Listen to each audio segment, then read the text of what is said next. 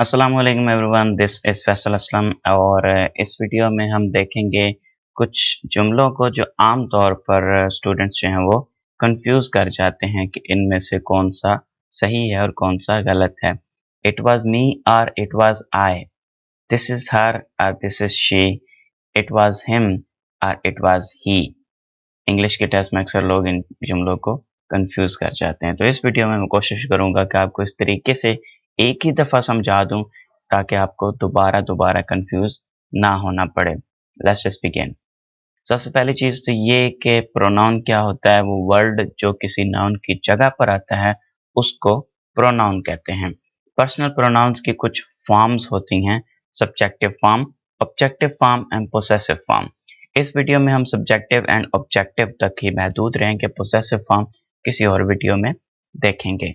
तो सब्जेक्टिव जो है I subjective form, objective form me, you subjective form और यू ही objective form. he, him, she, her, it, we, us and they, them। ये आपको पता होनी चाहिए डेफिनेटली। अब हम कुछ रूल्स देखते हैं और बाद में कुछ जुमलों पर इन रूल्स को अप्लाई करेंगे। सब्जेक्टिव फॉर्म कब यूज होती है, इसके दो रूल्स हैं। The pronoun is the subject of the verb. जब प्रोनाउन किसी वर्ब का सब्जेक्ट हो उस वक्त उस प्रोनाउन की सब्जेक्टिव फॉर्म यूज होती है। Like I, we, you, he, she, it, they, ran away. अब रैन अवे एक वर्ब है और I, we, you, he, she, it, they ये उसके सब्जेक्ट हैं, तो इसलिए यहाँ पर इनकी सबकी सब्जेक्टिव फॉर्म यूज हो रही है। Me, us, him, her, them ये यूज नहीं हो रहे। सेकंड रूल ये है, the pronoun follows a finite form of the verb to B.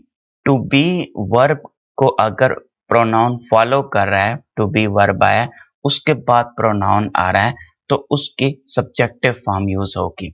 लेकिन अगर इन्फिनेटिव को फॉलो कर रहा है प्रोनाउन तो फिर ऑब्जेक्टिव फॉर्म यूज होगी। तो हम आगे ऑब्जेक्टिव में देखेंगे। फिलहाल आप ये याद रख लें, प्रोनाउन अगर फॉलो कर रहा हो वर्ब की टू बी फॉर्म को, टू बी फॉर्म क्या होती है वो भी आगे मैं आपको स्क्रीनशॉट एक दिखा देता हूँ। तो उस वक्त प्रोनाउन की सब्जेक्टिव फॉर्म यूज होगी जब टू बी के बाद आ रहा हो। They believed that the thief was I, you, he, she. अब यहाँ पे जो वाज है ये एक टू बी वर्ब है।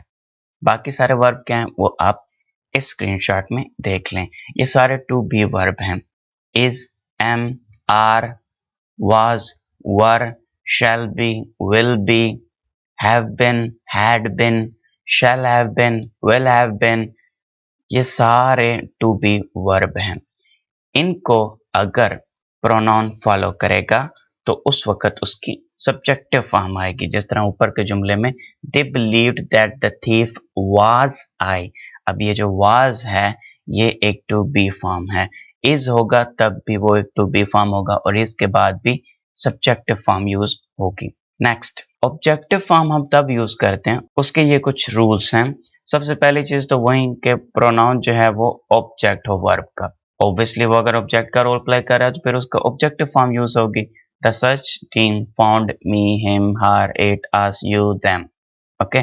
सेकंड रूल है कि pronoun is the indirect object of a verb. उसके ऊपर कोई काम किया ना जा रहा हो बल्कि उसके लिए कोई काम किया जा रहा हो। Pronoun is the person a thing for whom something is being done। जो काम उसके लिए किया जा रहा हो तब भी उसकी ऑब्जेक्टिव फॉर्म यूज होगी।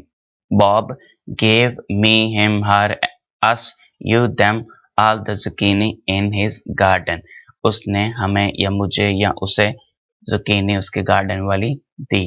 अब इस पे कोई काम हो नहीं रहा लेकिन उसके लिए ये काम किया जा रहा है तब भी ऑब्जेक्टिव फॉर्म यूज होगी। Pronoun is the subject of an infinitive. अगर प्रोनाउन किसी इन्फिनेटिव का सब्जेक्ट होगा तब भी उसकी ऑब्जेक्टिव फॉर्म यूज होगी। इन्फिनेटिव्स क्या होते हैं नेक्स्ट स्लाइड में आपको नजर आ जाएगा। The boss told me, him, her, us, you, them to do it.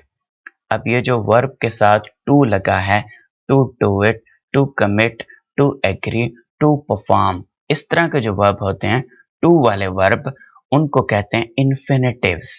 तो अगर जो प्रोनाउन है, जो मी है यहाँ पर, जो हिम है, हर, अस, यू, देम है, ये सब्जेक्ट हैं टू डू इट के, तो इसलिए इनकी ऑब्जेक्टिव फॉर्म आएगी।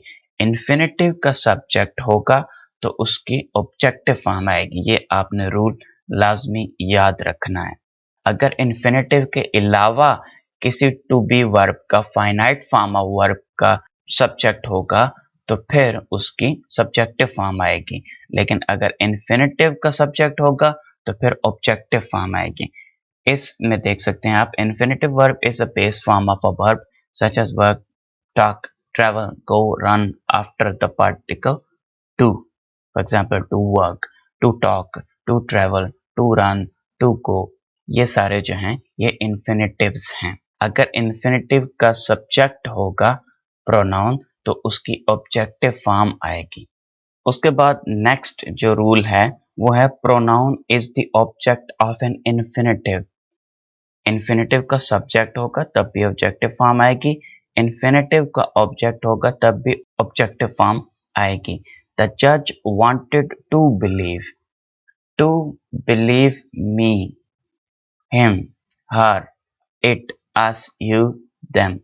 अब यहाँ पर ऑब्जेक्ट है, टू बिलीव के बाद ऑब्जेक्ट आ रहा है me, him, her, it, us, you, them. तो यहाँ पर भी ऑब्जेक्टिव फॉर्म आएगी प्रोनाउन की। Pronoun is the object of a preposition. अगर एक प्रपोजिशन के बाद ऑब्जेक्ट आ रहा है, जिस पर काम हो रहा है वो आ रहा है, तब भी उसकी ऑब्जेक्टिव फॉर्म आएगी। Put the blanket over me. अब यहाँ पर ओवर जो है ये एक प्रपोजिशन है, तो इसके बाद अगर ऑब्जेक्ट आएगा, किसी भी प्रपोजिशन के बाद ऑब्जेक्ट आएगा तो उसकी ऑब्जेक्टिव फॉर्म यूज होगी। अब हम एग्जांपल्स देखते हैं। This is a problem for Alan and I to solve, या this is a problem for Alan and me to solve. यहाँ पर this is a problem for Alan and me to solve. In this sentence the subject is the word this. This is a problem for Alan and me to solve. Alan and I are subjects too, but they are subjects of infinitives to solve. Alan and मी जो हैं वो infinitives के subjects हैं। To solve एक infinitive है जो कि मैं आपको ऊपर बता चुका हूं। तो जब हम ये भी देख चुके हैं कि अगर इन्फिनेटिव का सब्जेक्ट होगा तो उसकी ऑब्जेक्टिव फॉर्म आएगी। इन्फिनेटिव्स के साथ जो काम कर रहा है उसकी ऑब्जेक्टिव फॉर्म आएगी। So I the subjective case is incorrect. Alan and me to solve यहाँ पे ठीक होगा। अच्छा, यहाँ पे इस जो स्पेसिफिक सेंटेंस में एक और चीज भी देख लें, आसान सी ट्रिक है कि अगर आप दोनों में से एक को ड्रॉप कर दें और दूसरे को सॉल्व करें तो उसमें आपको आसानी हो जाएगी। This is a problem for Alan to solve, ये तो ठीक है। This is a problem for I to solve, अब आपने एलन को ड्रॉप कर दिया है और आई टू सॉल्व किया है तो जुमला सही नहीं लग रहा। This is a problem for me to solve, ये जुमला बेहतर लग रहा है ग्रामेटिकली भी और सुनने के लिहाज से भी। तो इसलिए आप जो दो लोग मौजूद होंगे किसी भी इस तरह के सेंटेंस में, उसमें से दोनों को अलग अलग करके देख लें, आपको उससे वाज़ेह हो जाएगा कि कौन सा जुमला सही बनेगा। इट वॉज मी और it was I, instead of saying it was me से इट वॉज आई। जो सेकंड रूल हमने पढ़ा था उसमें था कि जो टू बी वर्ब होगा उसके बाद अगर प्रोनाउन फॉलो करेगा टू बी वर्ब को तो वहां पर सब्जेक्टिव फॉर्म यूज होगी। इट वाज आई, वाज जो है ये एक टू बी वर्ब की फॉर्म है। You need the subjective case whenever the personal pronoun follows a form of verb to be without the to in front।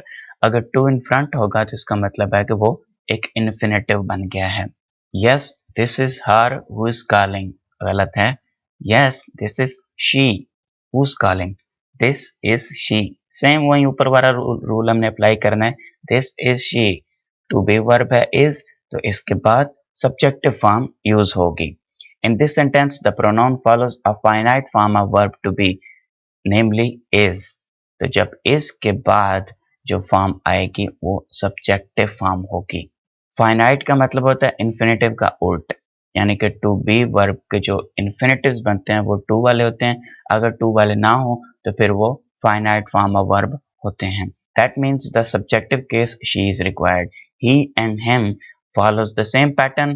Use he following finite form of verb to be, और him अगर infinitives है। This is he. I hope आपको clear हो गया होगा।